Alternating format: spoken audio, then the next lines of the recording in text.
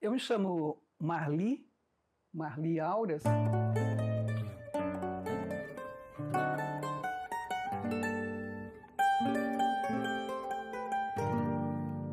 Seguramente, circulando ainda pelo campus, eu devo ser do grupo das veteranas, dos professores, professoras, veteranos, ligados à UFSC.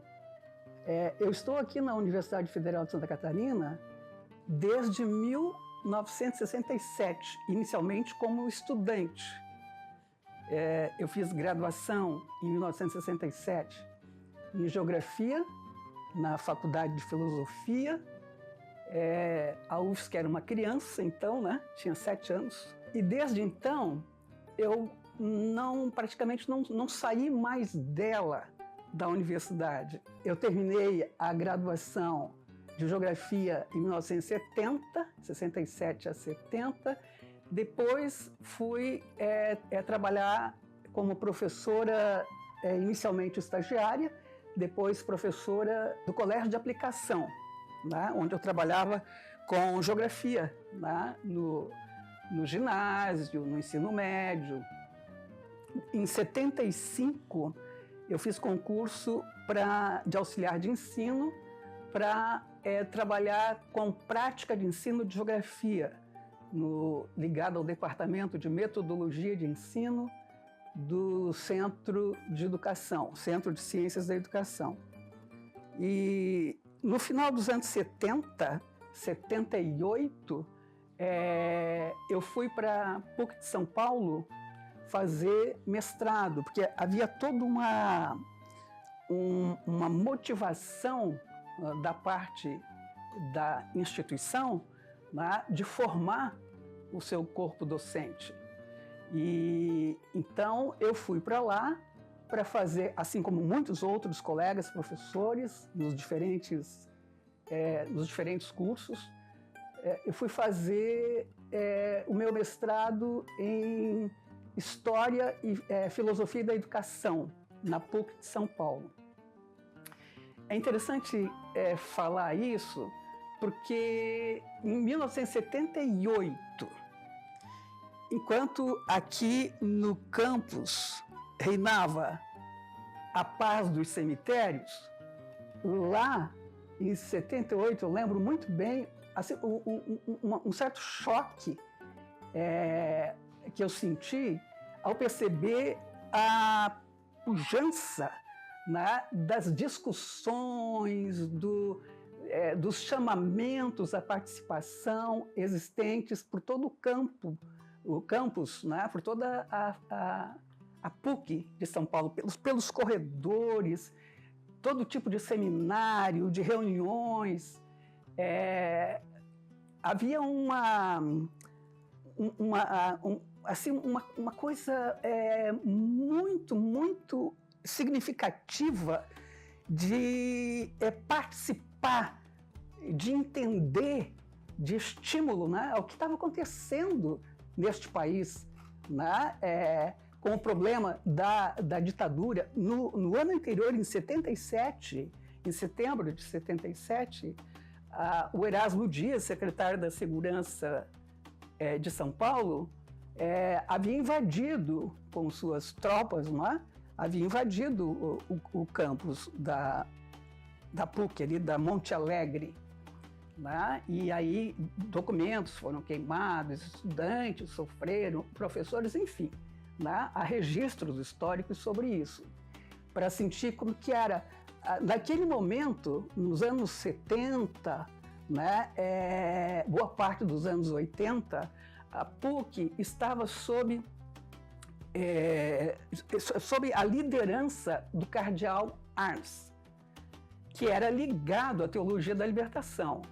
Então, todo esse fervor, né, pela essa ânsia de participação, de construção democrática, estava presente lá.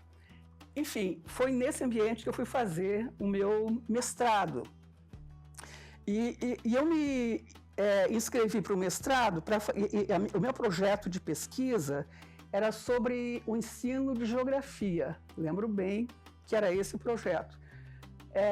Mas ao longo dos cursos, das disciplinas, 78, 79 e início dos anos 80, eu fui aprendendo muito sobre a leitura da realidade, eu fui apresentada de um modo bastante forte e bastante assim, com muita dedicação, com muita sabedoria por parte dos professores, não é? Ao Gramsci, ao Antônio Gramsci, li muito, porque aprendi muito sobre ele, de modo que eu comecei a perceber que eu poderia alterar o meu projeto de pesquisa, pelo qual eu tinha entrado. Quando eu fui professora no colégio de aplicação de geografia, eu lembro que foi nesse momento, então no início dos anos 70, que eu fiquei sabendo que eu ouvi num recreio, numa pausa das aulas, eu ouvi alguns professores de história comentarem a respeito da Guerra do Contestado, que havia acontecido aqui em Santa Catarina. Eu nasci aqui, lá no Planalto, em Urubici, e nunca havia tomado conhecimento a respeito disso. Fiz a minha escolarização básica lá em Urubici, em escola pública, grupo escolar Araújo Figueiredo, lá na praça. Estudei 8 anos lá, primário e o que correspondia ao ginásio. Nunca ouvi falar. Fiz curso normal no Instituto de Educação e fiz graduação aqui, né? E só fui tomar conhecimento da Guerra do Contestado já como professora no início dos anos 70.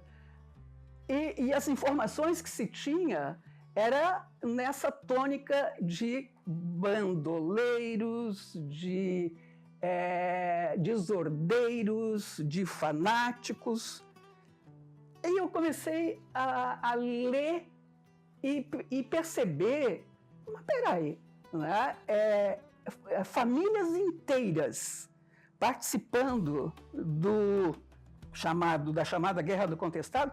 Será que é isso mesmo? Será que não tem algo, um outro móvel capaz de explicar essa guerra, né? E a compreensão de história a partir de Gramsci, né? Me possibilitou ler a Guerra do Contestado numa outra perspectiva, né? Então, eu alterei o meu projeto e arregacei as mangas e consegui, né, orientação era um padre, o Antônio Guissotti, ligado também à teologia da libertação, tinha interlocução com vários outros professores, né, e consegui, então, alterar o meu projeto e fui atrás de fontes, li muito, li tudo o que eu encontrava, tanto aqui em Santa Catarina, como no Paraná, como lá em São Paulo, né? O Douglas, a família do Douglas Teixeira, que foi um professor da USP, que escreveu também sobre o Contestado, uma das obras clássicas sobre o Contestado. Eu fui até a família, eles abriram as portas, né? Me possibilitaram pesquisar nos arquivos do Douglas, né? Então estive lá, enfim, é isso. Então eu me sinto muito gratificada de perceber que consegui, né? Então, graças à possibilidade de fazer um curso de mestrado consequente do ponto de vista, digamos, epistemológico, enfim, né? Uma contribuição que tem substantividade, né?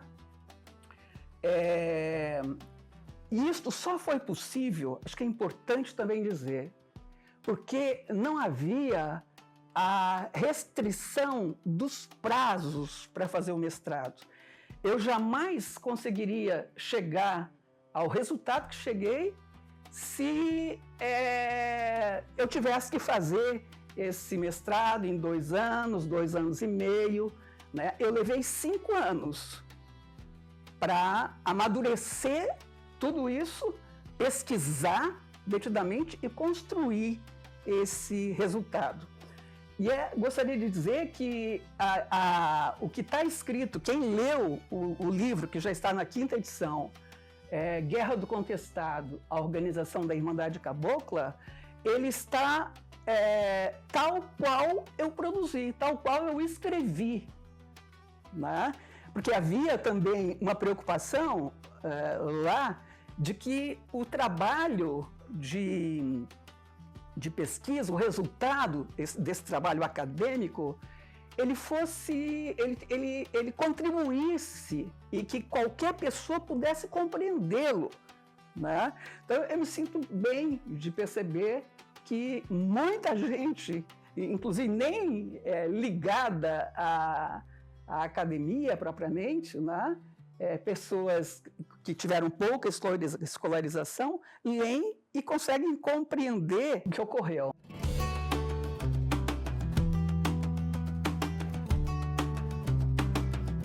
Em 84, a primeira edição desse trabalho, Guerra do Contestado, a Organização da Irmandade Cabocla. O editor era o Salim Miguel. Conversamos várias vezes sobre, né? Ele foi um grande estimulador dessa publicação. Essa capa foi bastante pensada, teve a contribuição do Kleber Teixeira, né? Que ele tinha uma editora, Noa Noa. Muita gente, pelo menos com mais vivência, conheceu a lindeza da produção do Kleber. Enfim, né? Então, esse trabalho, essa primeira edição, ela teve uma grande... houve 3.000 exemplares, foram publicados 3.000 exemplares. Numa coedição, Cortez Editora de São Paulo, Edufsky e Assembleia Legislativa. Cada um desses ficou com 1.000 exemplares. 3.000. Houve uma repercussão nacional. Eu achei muito interessante, porque a Folha de São Paulo fez uma menção com a foto da capa do livro, logo que ele foi publicado. A revista Isto publicou também identificou, mostrou, né, o livro. A professora Chauí, isso eu fiquei muito sensibilizada. A Marilena Chauí, num dos seus livros sobre cultura popular, que ela publicou nos anos 80, na segunda metade dos anos 80, ela referencia o livro e cita, né, essa contribuição ao longo da construção, né, do que ela estava trabalhando naquele instante, naquele texto. A segunda edição, né, tem uma capa diferente. O conteúdo, evidentemente, é sempre o mesmo, mas essa capa minimalista, eu acho ela muito bonita. Também foi pensada pelo Kleber Teixeira, né? Um caboclo, né, aqui. Eu gostei muito também. Depois, a terceira edição mantém a capa. A quarta edição também já tem uma outra, com a mesma, o mesmo conteúdo.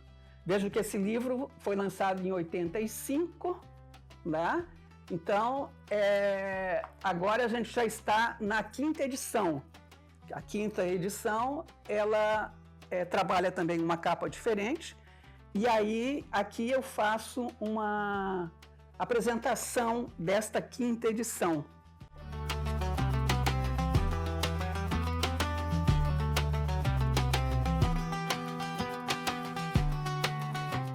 desse trabalho, né, surgiu este outro aqui, que me deixou muito sensibilizada e honrada de ter participado. É uma edição que saiu recentemente, né? Ela é de 2023,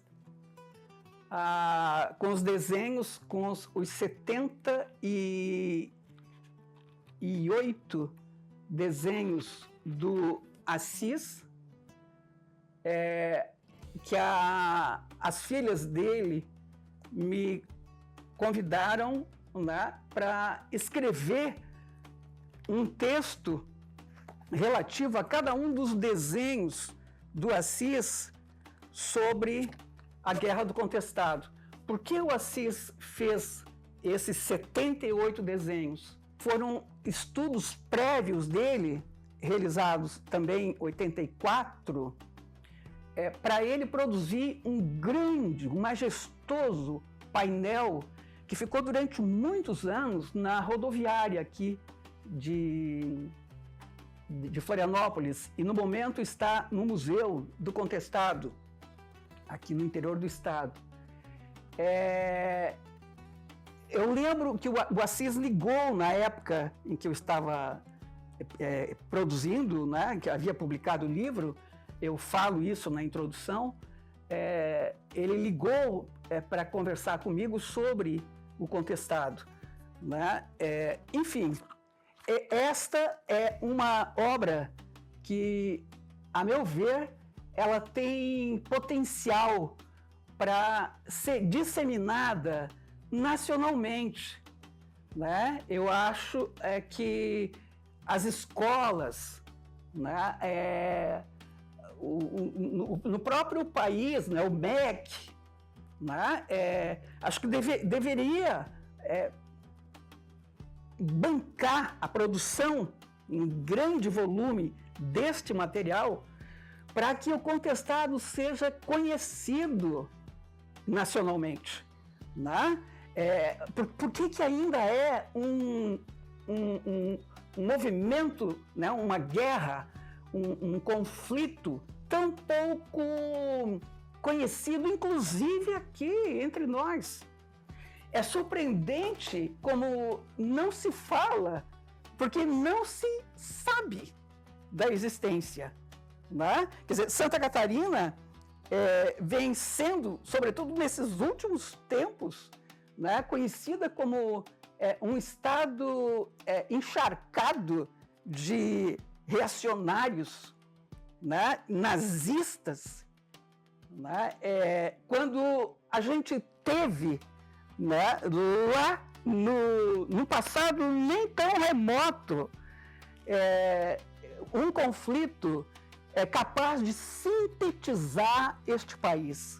Eu acho que esta, inclusive, é a razão principal, provavelmente, de esse conflito ser escondido, porque ele é capaz de resumir, né, a história do Brasil. Tem a presença do imigrante europeu, né, em que teve acesso às terras, e imigrante europeu que pega nas armas para eliminar o caboclo, o morador desde sempre da área, lá no oeste catarinense, né? Tem o conluio entre governantes e o poderoso grupo norte-americano, estadunidense, do Percival Farquhar, né? Então, uma multinacional, né, que atravessa a área do oeste catarinense,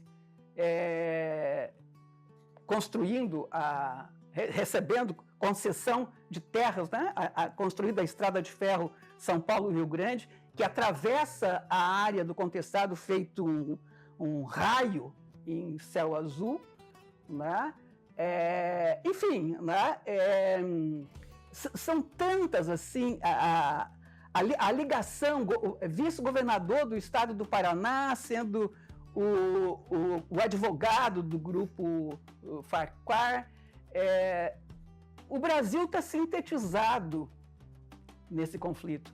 E é interessante também que uma das coisas que mais também me comoveram, quando ocorreu o encontro do centenário do contestado, lá no oeste de Santa Catarina, né, a carta final, a carta de Irani, né, onde ocorreu o evento, ela assinala, deixa claro que aquela área onde houve no passado a Guerra do Contestado é uma área que tem os mais baixos índices, mais baixos IDHs do país, né? Então,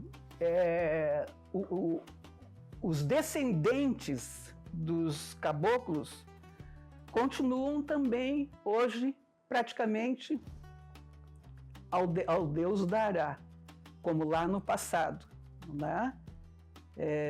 Enfim, acho que é importante. A gente não vai conseguir construir um projeto de país, um projeto nacional, se nós não conseguirmos compreender os processos de formação histórica deste país.